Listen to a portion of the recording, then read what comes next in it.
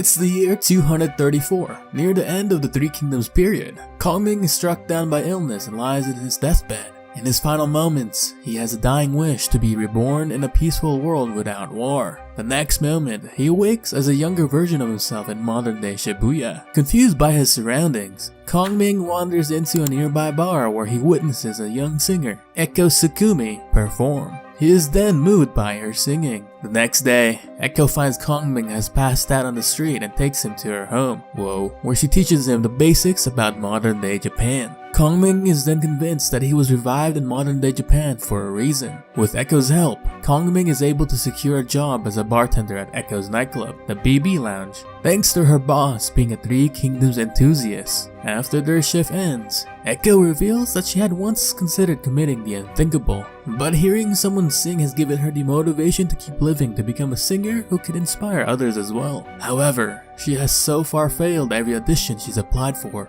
and is now thinking of quitting. Upon hearing this, Kongming then offers his services as a master tactician to help Eiko achieve her dream.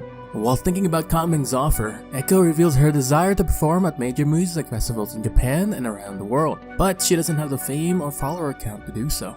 Kongming then arranges for both of them to attend a performance by the famous singer Miya Iriomote to see if there is anything they can learn from her.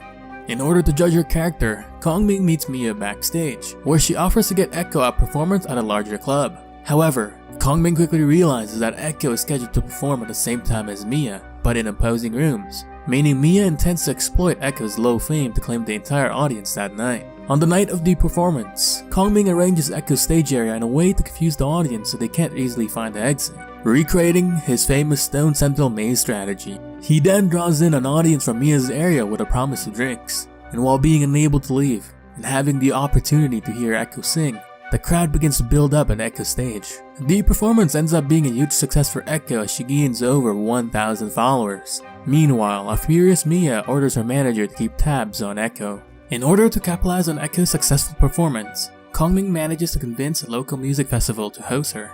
However, since Eiko is still an amateur, she's given a small stage and scheduled to perform at the same time as the main event, Jet Jacket. At the festival, Kongming tricks Jet Jacket into thinking Eiko's sound equipment has broken down, alluring them into a false sense of security. He then employs one of his 36 strategies, create something from nothing. He reveals that he had extensively studied Jet Jacket and knows their lead singer has a sensitive throat. And with a big concert the next day, he won't sing his signature song for the festival. Kongming brilliantly feigned weakness so Jet Jacket would lower their guard, allowing Eiko to make an explosive opening to her performance to steal the crowd's attention.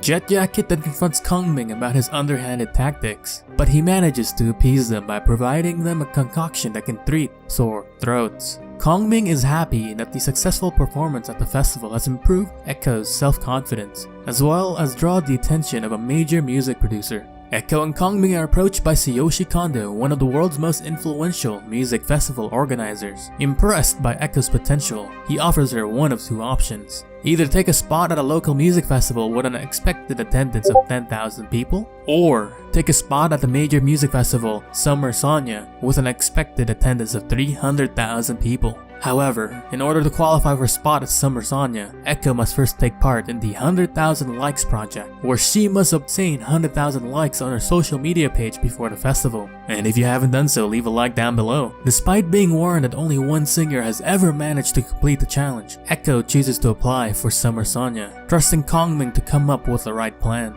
Kongming then figures out that they need the skills of a rapper and begins frequenting clubs and parties to find the right one. Meanwhile, Eiko focuses on practicing and composing a new song. Eiko and Kongming then decide to party in Roppongi, where Eiko confides in Kongming that her ultimate dream is to sing at Voiceland, one of the biggest music festivals in the world. Kongming promises to help make her dream come true, and Eiko allows him to hear her new song.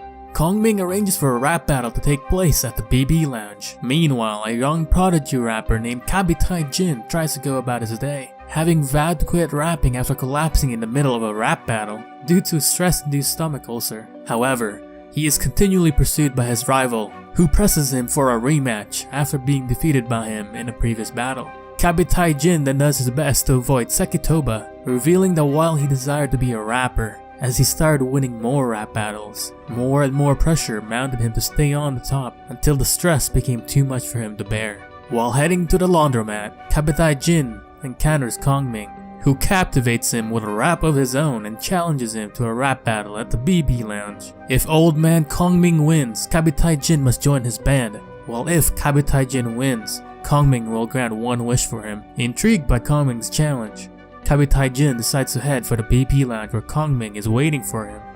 Captivates Jin observes a rap battle at the BB Lounge and considers leaving until he hears Eiko sing a song that reminds him of the first time he discovered rap, where he overcame his social anxiety by joining a small rapping group.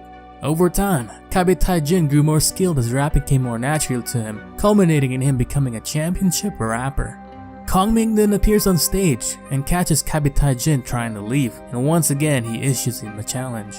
He is then provoked into accepting and the two get into a heated rap battle, where, by happenstance, Sekitoba comes to witness. During the battle, Captivates Jin's passion for rap is revived, and he uses his skills to completely overwhelm Kongming, who eventually admits defeat. Sekitoba then leaves satisfied to finally see his rival return to rapping. Afterwards, Kongming asks Captivates Jin about his wish, but he replies that his wish of coming back to rap has already been granted. However, he decides to join Kongming's band anyways. Unbeknownst to everyone, Kongming had manipulated the entire situation. He used a spy to figure out Captivates Jin's favorite song, and he also snuck a stomach medicine into Captivates Jin's drink. He then recites one of his strategies, where the best way to get the enemy to move to you is to entice them with something beneficial to them. The story continues with Captivates Jin joining the group with Kongming laying out their plan for the 100,000 likes project.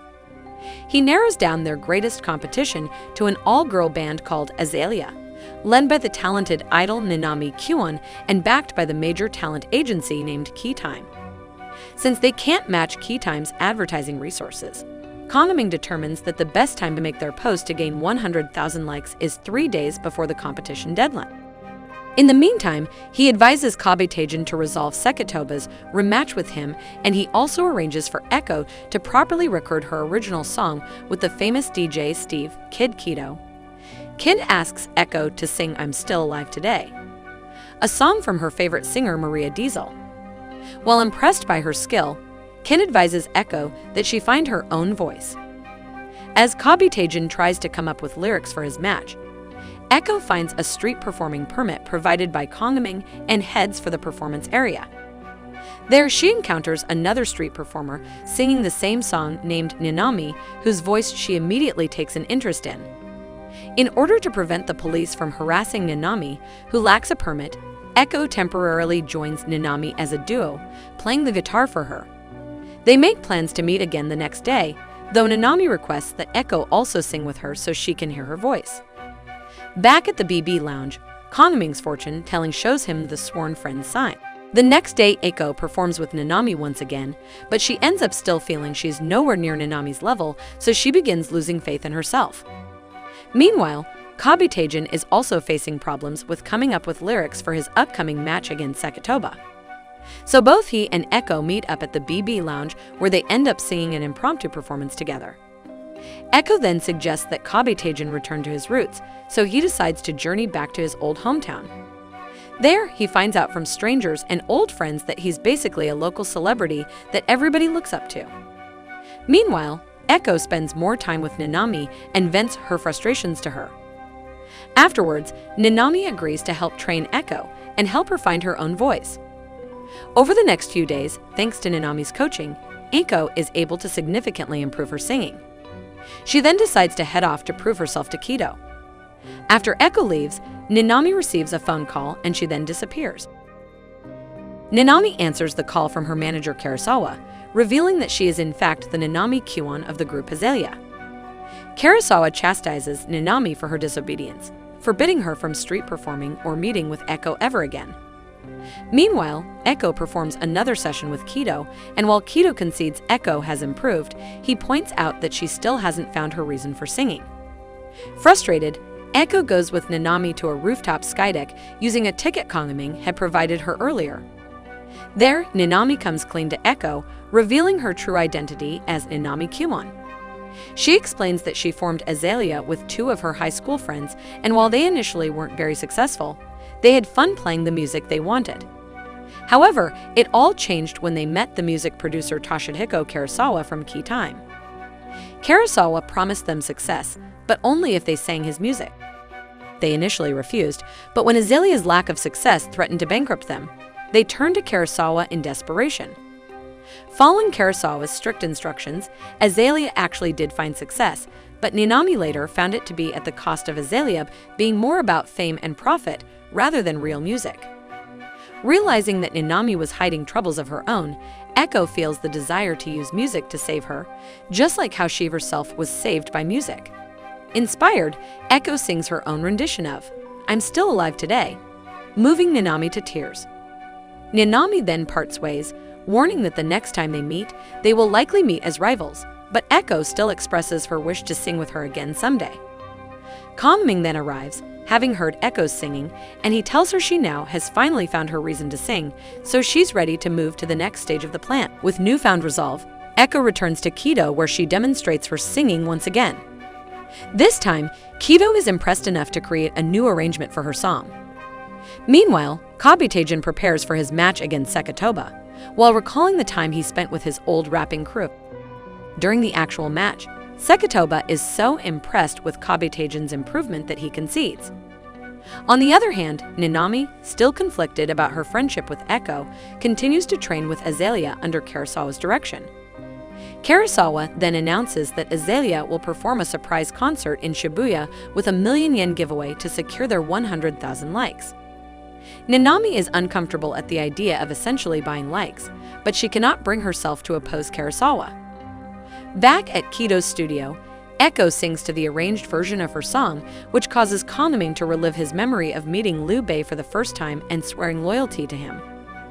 Over the next few days, and with help from Captivates, Eiko continues to improve her singing. She also ends up deciding on the name of her new song, Dreamer. Both Kongming and Azalea begin their plans to gain 100,000 likes. Karasawa plans to have Azalea perform a surprise concert at Shibuya 109, where they will distribute a QR code for fans to enter the 1,000,000 yen giveaway contest, which at the same time will give Azalea likes. However, Kongming has already predicted Karasawa's plan, since he's giga-brained, so he has Eiko perform an Azalea song at Shibuya 109 first while showing his own QR code. This tricks the Azalea fans into getting Eiko 70,000 likes before they are outed as imposters. Azalea then arrives and begins performing, but Ninami is alarmed to see that Eiko is her rival, so she becomes anxious performing right in front of her. Kongming considers using his strategy of alienation, which would be guaranteed to break Azalea apart, but he decides to change his plan in respect for Eiko's friendship with Ninami. Instead, he has Captivates perform a provocative rap song accusing Azalea of being fake. At the same time, Eiko fans working for Kongming begin spreading false rumors that the real Azalea are imposters as well, halting their likes right at 98K.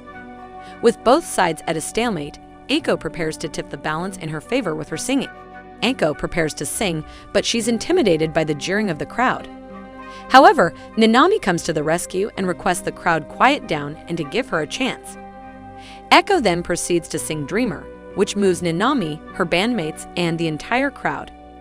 The crowd quickly swings to Eiko's side and begins giving her likes. In a panic, Karasawa instructs Azalea to also begin performing their new song, but Ninami chooses to ignore him. She and Azalea are then inspired by Eiko's singing to return to their roots as Eiko reaches 100K likes. Despite losing the contest, Azalea decides to perform anyways, playing one of their original songs, putting all of their genuine emotion into it. Unknown to them, Kongming strings their performance online, earning them 100K likes as well. This also demonstrates to Karasawa that they are indeed capable of attracting true fans rather than ones that need to be paid off. A victory party for Eiko is then held at the BB Lounge, where Kongming meets with Karasawa properly. Kongming notes that Karasawa was an aspiring musician in his youth as well, before being betrayed by one of his own bandmates. Karasawa also admits that he saw Azalea's talent, but he wanted to make them successful so that they can avoid the same fate he suffered. Azalea then arrives, having heard of Karasawa's past, and they agree to continue to work together with him as their producer. Eiko then privately meets Kongming, where she thanks Kongming for helping her as her tactician. In return, Kongming thanks her for providing him a purpose in life that doesn't involve war. He then notes to himself that the first volume of his plan to achieve Eiko's dream is finally complete.